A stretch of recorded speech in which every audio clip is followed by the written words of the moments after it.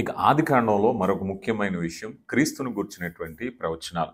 క్రీస్తును గూర్చినటువంటి ప్రవచనాలు, రాబోయే మెస్సయ రక్షకుని గురించి దేవుని ప్రణాళిక అయినటువంటి క్రీస్తు బలియాగాన్ని గూర్చినటువంటి ప్రవచనాలు మనం ఆదికాండ ప్రారంభంలోనే మనం చూడగలుగుతాం. జంతు బలి అనేటువంటిది క్రీస్తు బలి లేక వధకు సంబంధించిన విషయంగా మనం చూస్తాం. మెల్కిసెదకు క్రీస్తుకు సాదృశ్యంగా మనం చూస్తాం. అలాగే ఇస్సాకు బలి, మోరియా పర్వతం మీద ఇస్సాకు బలిని గురించి కూడా మనం క్రీస్తుకు సాదృశ్యంగా మనం చూడగలుగుతాం. అలాగే ఆదాము గారిని గురించి కూడా కడపటి ఆదాము, మొదటి ఆదాము అనేటువంటి పోలిక కూడా మనం చూడగలుగుతాం.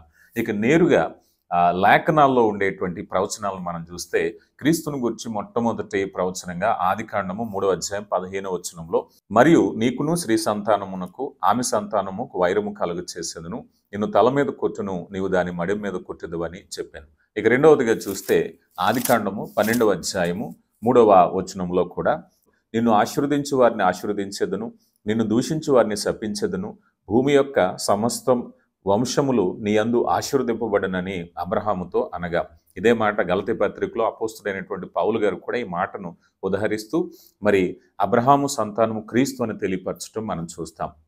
ఇక మూడవదిగా ఆదికాండం 49వ అధ్యాయం 10వ వచనంలో, షీలోహు వచ్చే వరకు యోధా యుద్ధ నుండి దండము తొలగదు, అతని కాళ్ల మధ్య నుండి రాజవంశము తొలగదు, ప్రజలు అతనికి విధేయులయుందురు. ఇలా 3 వచనాలు ఇక్కడ మనం చూసినవి క్రీస్తును గుర్చినటువంటి ప్రవచనాలుగా ఆదికాండ గ్రంథంలో మనం చూడగలుగుతాం.